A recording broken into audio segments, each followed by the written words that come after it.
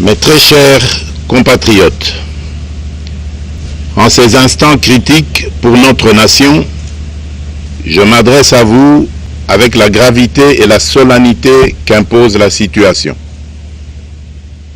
L'Est de notre pays, en particulier les provinces du Nord Kivu, du Sud Kivu et de l'Ituri, fait face à une aggravation sans précédent de la situation sécuritaire. Les forces de défense du Rwanda, en soutien de leurs marionnettes du M23, poursuivent leur entreprise terroriste sur notre territoire, semant la terreur et la désolation parmi nos populations. Je partage avec vous la douleur et l'indignation face à ces attaques barbares. Ces actes ne sont pas seulement une attaque contre la République, mais une offense à l'histoire et à la dignité de notre peuple. En ces moments difficiles, je vous appelle à la résilience et surtout à la résistance. Face à cette situation, permettez-moi de vous rassurer. Une riposte vigoureuse et coordonnée contre ces terroristes et leurs parrains est en cours. Nos vaillantes forces armées de la République démocratique du Congo, symboles de courage et de patriotisme, sont pleinement mobilisées, prêtes à défendre chaque centimètre de notre territoire. J'ai personnellement convoqué et présidé des réunions de crise avec une équipe restreinte du gouvernement, le haut commandement militaire ainsi qu'une réunion interinstitutionnelle afin d'évaluer les récents développements de la situation et de lever les options pour repousser les agresseurs et reconquérir chaque parcelle de notre territoire. À cet effet, j'ai nommé ce 28 janvier le général-major Évariste Somo Kakule au poste de gouverneur militaire du Nord Kivu pour renforcer la coordination des opérations militaires et restaurer l'autorité de l'État. Parallèlement, nous avons engagé d'importantes démarches diplomatiques, notamment au sein du Conseil de sécurité des Nations Unies, ainsi que dans le cadre du processus de paix de Luanda, auquel nous restons pleinement engagés malgré les obstacles. Nous privilégions la voie du dialogue, mais toujours avec lucidité, tout en restant fermement résolus à défendre notre territoire et notre souveraineté par tous les moyens nécessaires. Mais ce combat n'est pas seulement celui des FARDC.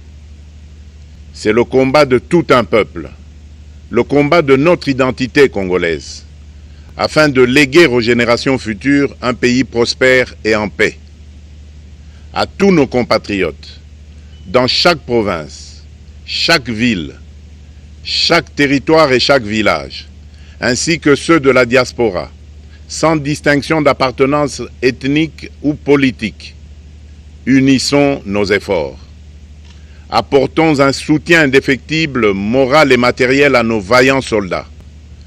Mobilisons-nous comme un seul homme pour défendre notre souveraineté et sauvegarder notre intégrité territoriale.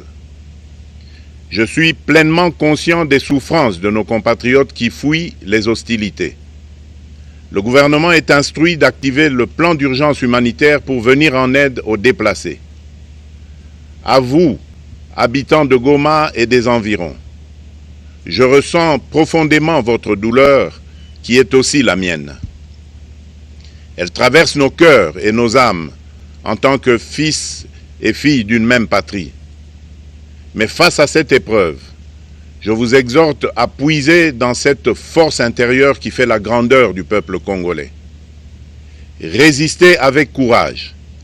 Faites preuve de vigilance constante et gardez votre calme malgré l'adversité.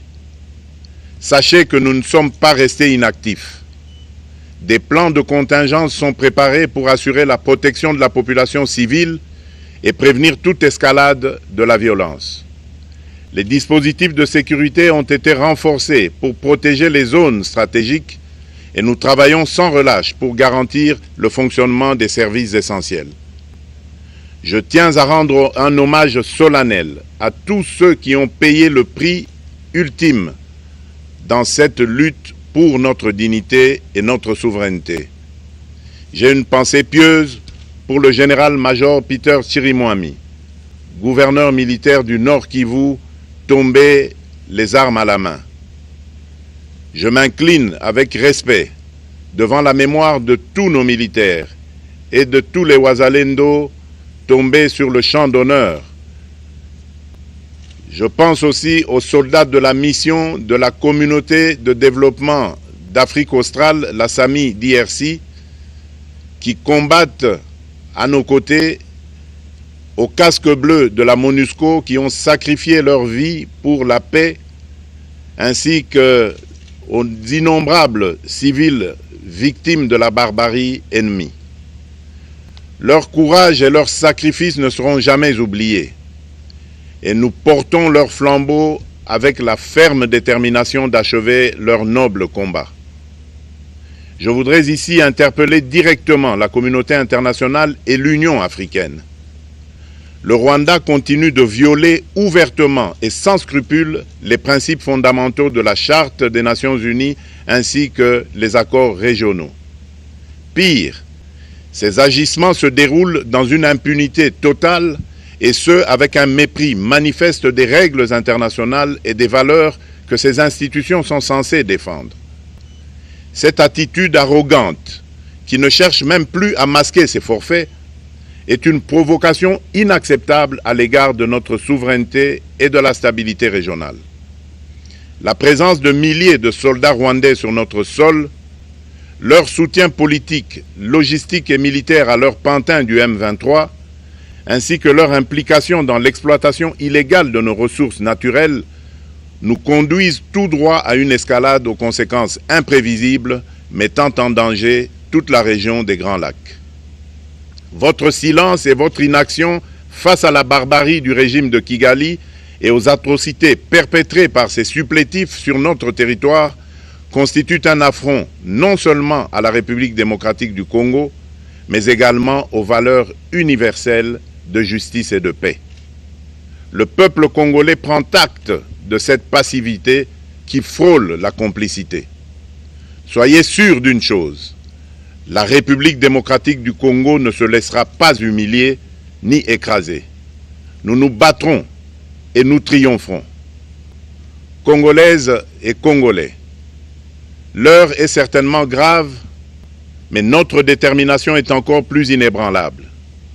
Ce moment critique nous offre l'opportunité de montrer au monde ce qui fait notre force, c'est-à-dire notre unité sans laquelle tous nos efforts seraient vains. Je vous appelle à être vigilants, mais à ne pas céder à la haine, aux divisions ou à la violence. Je condamne avec la plus grande fermeté les actes de vandalisme et de pillage qui ont visé certaines missions diplomatiques accréditées en République démocratique du Congo, ainsi que des intérêts privés dans la ville de Kinshasa. Ces comportements irresponsables dénaturent l'expression saine de notre colère face à l'agression barbare nous imposée et jettent une ombre sur les manifestations pacifiques de soutien à nos vaillantes forces armées qui luttent avec courage et abnégation pour défendre notre souveraineté. Notre engagement doit rester ferme et discipliné. Nous gagnerons cette guerre par notre unité, notre courage et notre sens de responsabilité, et non par la violence aveugle et par l'anarchie. Cette victoire ne sera possible que si chaque Congolais, où qu'il soit, prend toute la mesure du combat qui est le nôtre.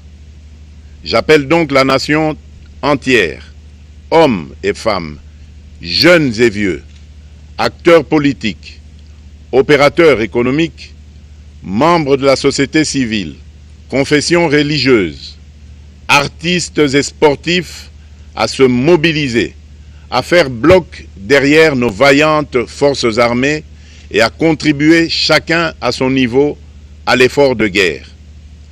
J'ai instruit le gouvernement de mettre en place des mesures rigoureuses de réduction du train de vie des institutions et de leurs animateurs afin que les ressources ainsi économisées soient directement réorientées vers le soutien à nos forces armées.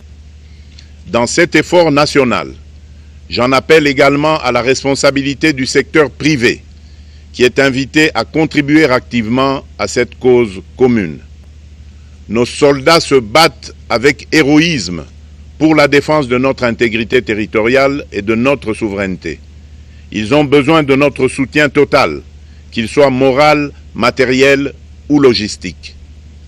À la jeunesse congolaise, pilier et espoir de notre nation, je vous exhorte à répondre massivement à l'appel de la patrie. Le moment est venu de vous lever, de mettre votre énergie et votre créativité au service de la nation. Nous devons renforcer nos rangs et chaque jeune Congolais prêt à défendre son pays a une place au sein de nos forces armées. Enrôlez-vous massivement dans l'armée. Vous êtes le fer de lance de notre projet et votre mobilisation est déterminante pour la victoire finale. Aux braves populations du Nord Kivu, du Sud Kivu et de l'Ituri, vous êtes le symbole de la résilience congolaise, une source d'inspiration pour toute la nation. Vous n'êtes pas seuls dans cette épreuve. La République tout entière se tient à vos côtés, unis dans l'espoir et la lutte. Ensemble, nous ferons face et surmonterons cette épreuve.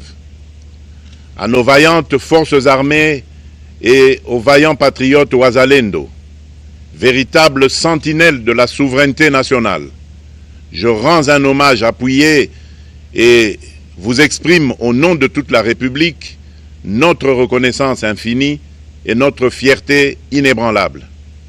Votre bravoure, votre discipline et votre engagement sans faille inspirent et mobilisent tout un peuple déterminé à défendre son territoire. Sachez-le, la République ne vous abandonnera jamais. Votre combat est le nôtre et vos sacrifices ne seront jamais oubliés. Vous incarnez l'honneur de la nation congolaise. À tous mes compatriotes, d'ici et de la diaspora, la République démocratique du Congo ne pliera pas.